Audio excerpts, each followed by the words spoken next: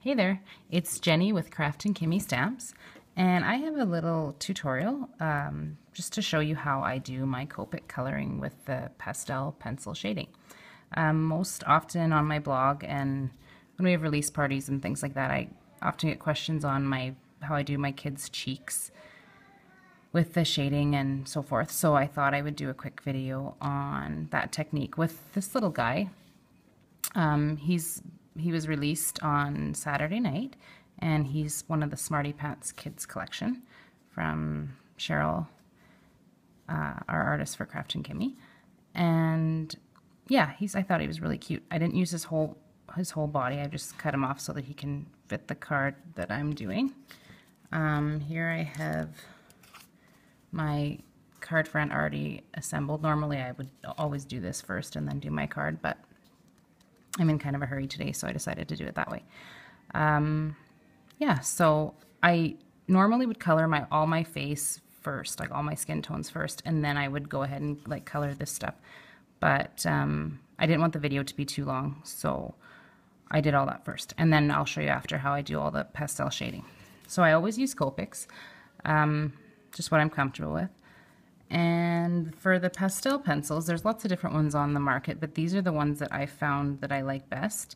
I've bought them at a specialty art store, and I don't know, I hope you can see that. They're called Bruynzeel, I think that's how you pronounce it, and they're made in Holland.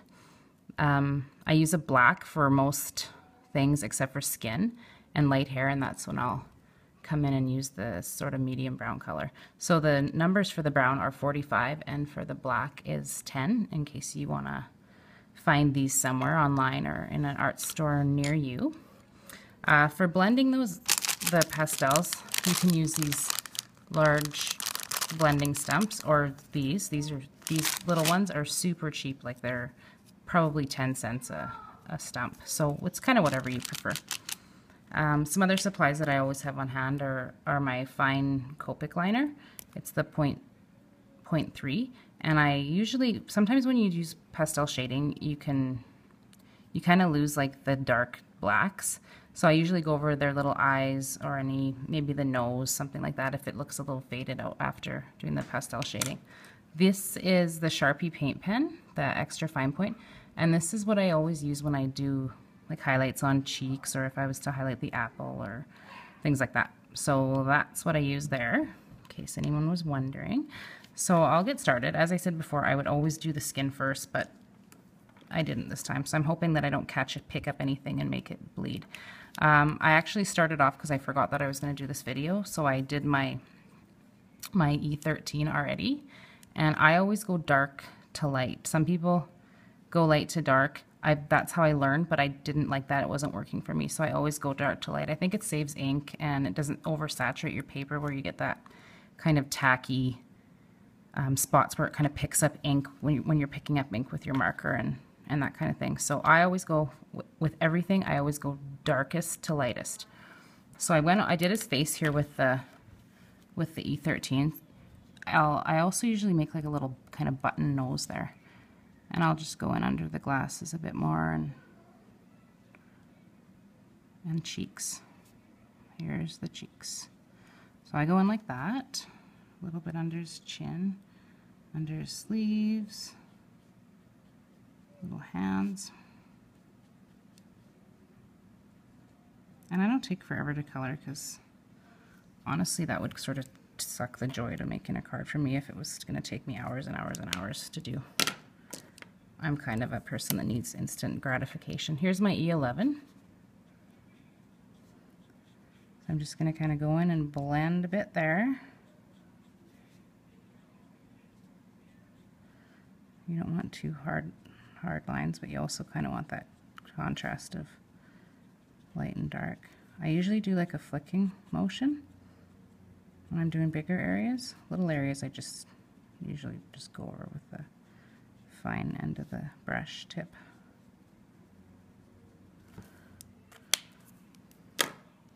Next up is my E21, and my marker's in horrible shape. I've never cleaned them. I never change their nibs. I have so many that are destroyed, and I just want to throw them away and buy new ones, but Kind of defeats the purpose of having refillable markers.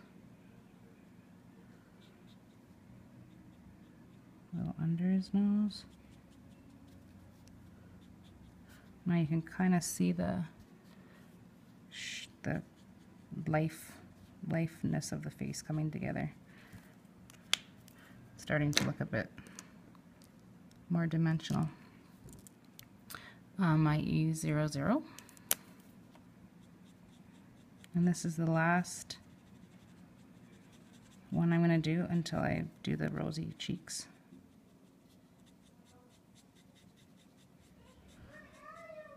The last E.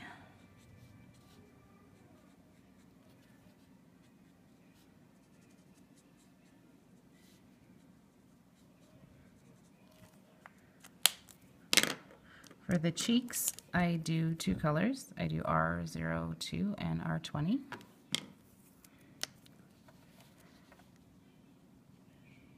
Do that kind of top line there, little curve, maybe a little bit on the bottom too.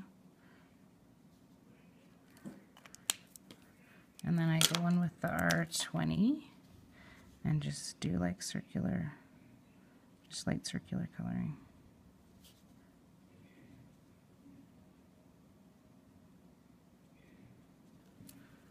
And there's some, you can see that rosiness of the cheeks. Now I'm going to go back in with the R02 and I just do like dots. Just like if you think of little blood vessel, little capillaries. Cheeks are usually not perfectly rosy like a Barbie doll. They're more, they have that little flush, speckly look. If you think the cheeks are too like a harsh, too harsh of a pink, you can just go over with that E00 and just kind of blend out that hard line. Maybe dot a little bit in there. There we go. So that's the Copic part of the skin. Now I'm going to do these glasses up. I'm going to try E43 and 41 just for that masking tape part in the middle.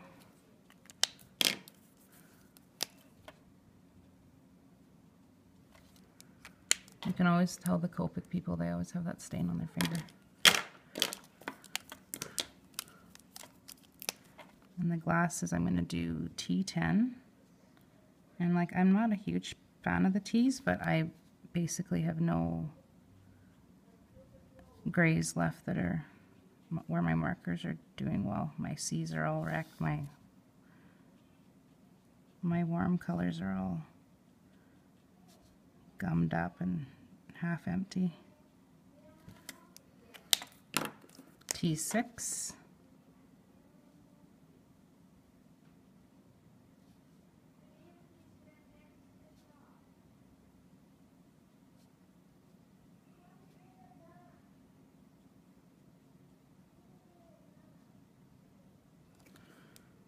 And then I'll do some T4.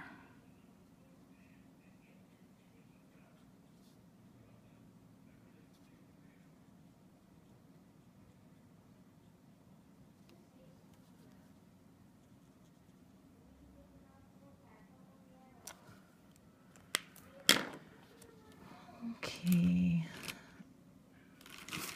I'm not really liking the duct tape, so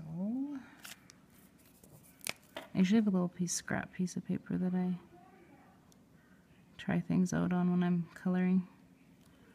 I'm just adding a little bit of E44. There, that's a bit better. I probably wouldn't do that again on that though. Okay, so now I'm gonna do the apple. My green's away already. I'm going to do a red apple, but I'm going to do there's a little leaf here. Just doing the same color as the shirt, YG99, YG95, or sorry, 25, and I'll go over it a bit with 21.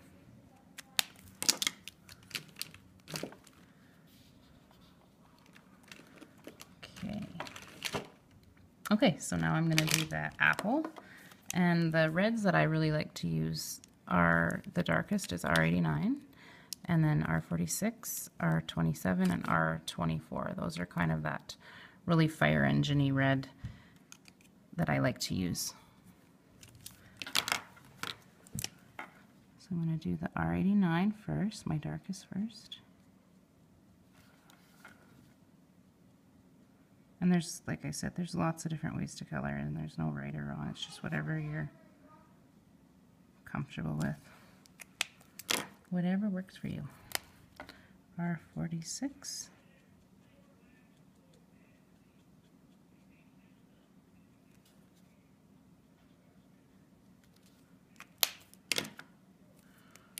R27.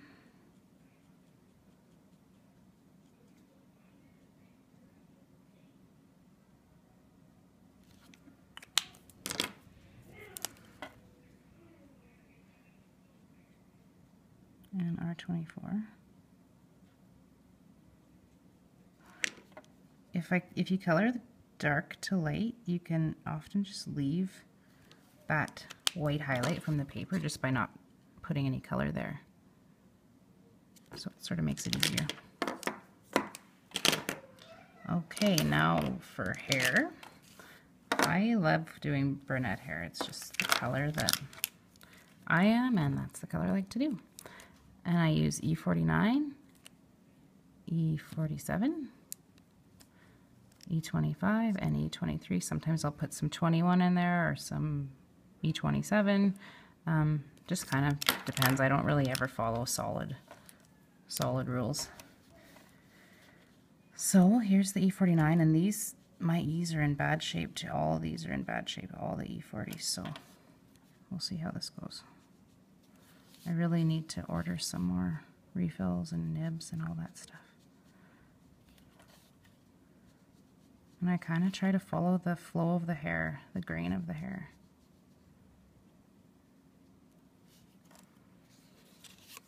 I'm going to flip it over because I find it's easier to flick away than towards me, so I always move my paper around.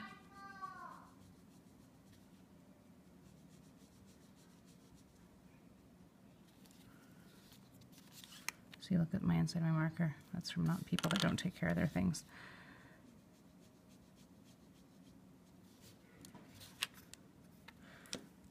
Okay, next I'm going to do the E47.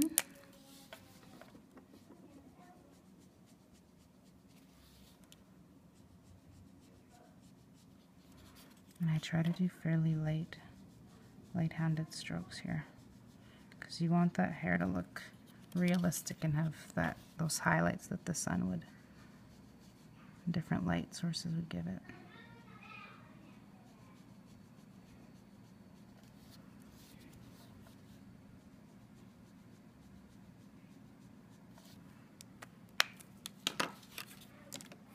And I'm going to come in with the E25 now. And I'm not, you'll notice that I'm not going all the way from the corner. I'm kind of just blending out from midway up, just sort of where I left off. Just because I find it gets too much ink and just too tacky, and it'll start getting really shiny, and your marker will start picking up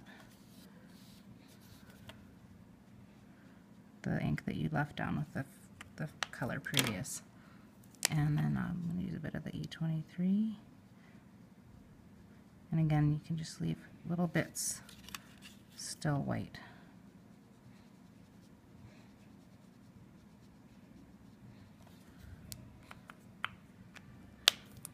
So there it is. Not too bad.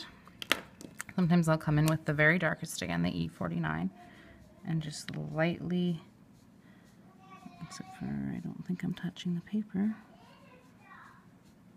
just come in and do some more dark strokes.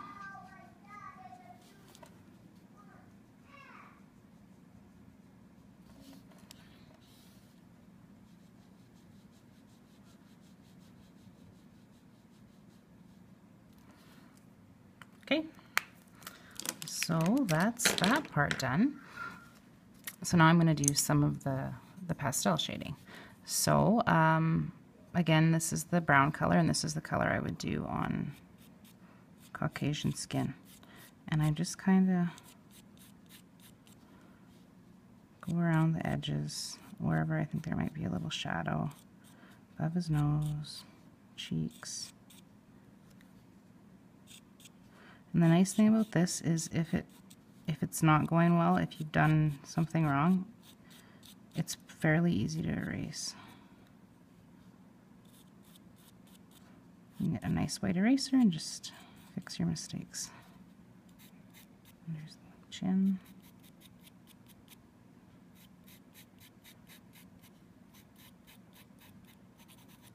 Okay.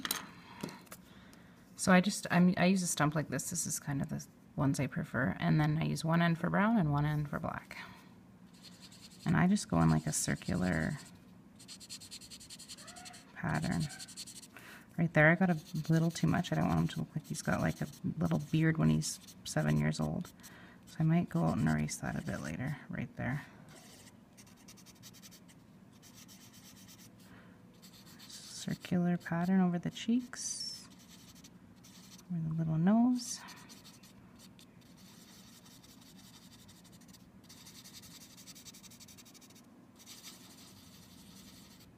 And I'll use that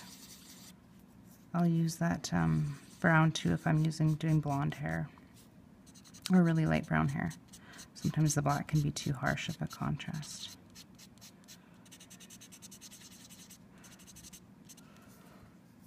Okay, so that's the brown. Looks cute. The only thing with doing the black shading on the hair is that sometimes the hair can get tacky just because you've put on a lot of ink, or at least that's how I am when I color hair. So the pastel doesn't blend great when your markers leave that stickiness. I always do the blending right after I do areas of the pencil, because if your hand touches it, it'll smear it all over. When I'm doing the hair, when I blend with the stump, I blend in like a linear fashion. I don't do the circles like I do on skin or clothes. And I just kind of put it where the darkest spots are. You don't want to go and cover up all your nice highlights in there that you've left with the pastels. I might do a little bit there.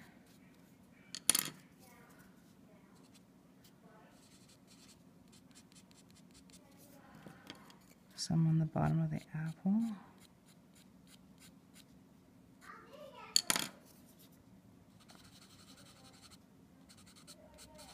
And again, if it's not working out, just get your eraser out. If you've blended it like a madman, it is harder to erase out. But for the most part, it's pretty easy.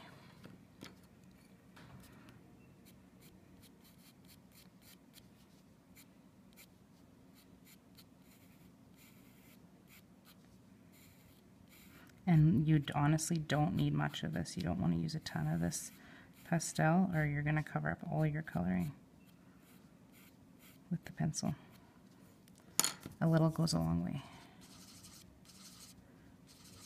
See that fine line, how much it's pulling out? I can pull it out into the green, which I don't really necessarily want to do, but I of course didn't bring my eraser with me for this tutorial.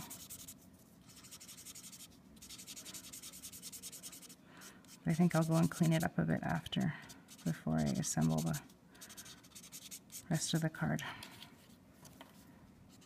It's a bit too much right there.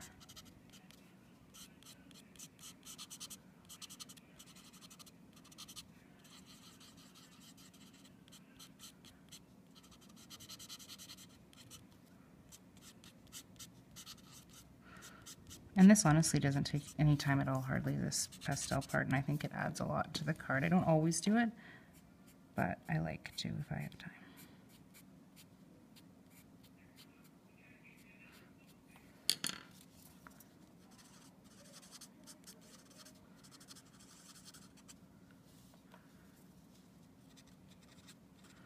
I think that's a little belt buckle. That's how I made it anyway.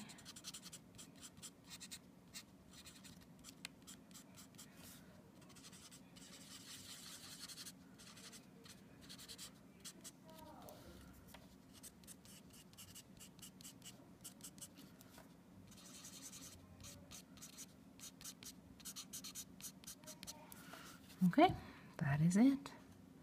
I'll probably go in and maybe I'll just do that right now. Add a little highlight to this cheeks.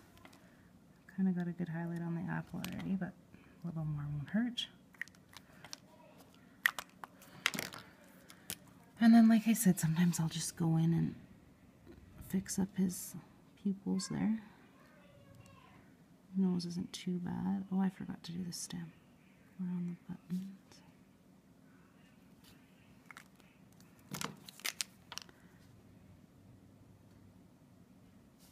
This is such a bright white that it really pops. Okay, that's it. I think I'm going to put some glossy accent on those glasses, and then I'm going to ink this up a bit and finish up my card. There it is. Okay, thanks for watching. Bye-bye.